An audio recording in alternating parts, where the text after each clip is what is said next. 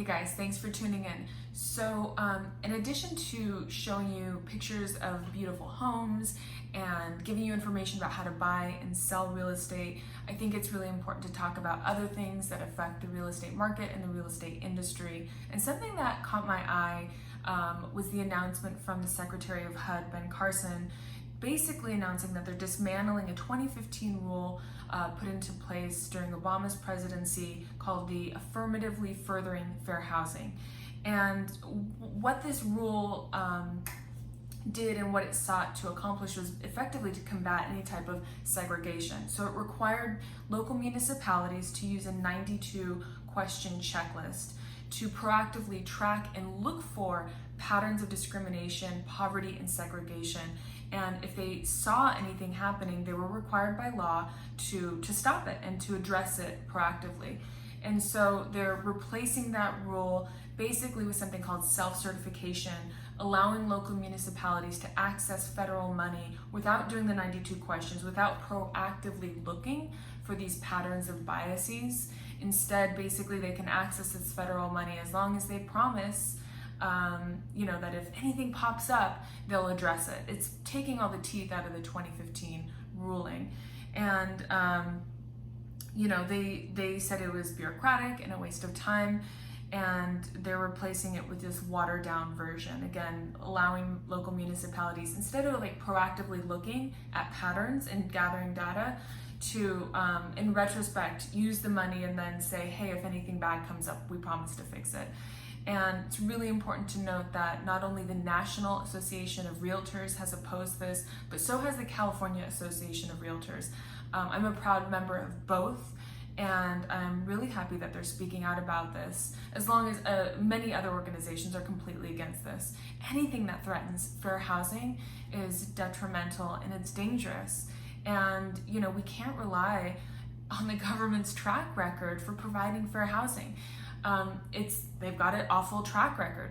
If you look at why this was put in place in the first place was, the backing up a little bit, the Fair Housing Act was passed in 1968, and it was passed as a follow-up to the Civil Rights Act, and it was passed after the assassination of Martin Luther King, but largely sat around not gaining a lot of traction until people started realizing that there were poor Black and Hispanic infantrymen fighting in the Vietnam War, dying for our country, and then coming back to the States and not being able to buy or rent homes right here because of racism, because they were being discriminated against. So this was passed to further the goal of ending segregation and poverty by giving people equal access and opportunity to live where they wanted to live. And so, you might think, oh, this law was passed so long ago, we've come so far, we don't need these rules in place. And that's just not the case. We do need these protections, and there's many, many examples of discriminatory practices still happening in the real estate market. And so what I'm going to do is, if you're interested in this topic and you want to learn more, which I really, really encourage you to do, is I'm going to put some links in my Instagram bio. There's the link tree, and you can go there. I'm going to post some articles and podcasts that you can listen to.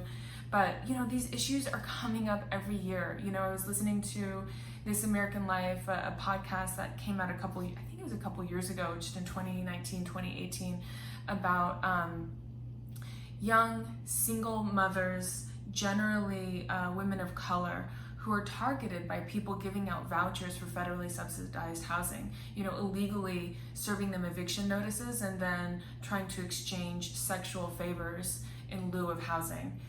That's something that just came out again last year. I'm going to post that in my Instagram profile. Another example is also coincidentally This American Life, a great podcast where journalists went undercover with recording devices and walked into a leasing office in, I think it was New York City, and landlords claiming that there's no housing available for potential Black tenants. And then a few moments later, white applicants walking in and being offered housing in that same building when it was just denied to a Black person moments earlier. And this is all caught on tape. This is all same with the thing with the the sexual harassment claims made last year. All of this is on tape and verified. So, these protections are in place for a reason.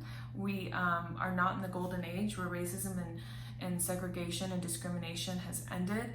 And anything that affects the Fair Housing Act is something that we should really pay attention to. And as a real estate agent, this is something that I'm really keenly tuned into because it affects my clients and it affects, it affects anyone. It affects me.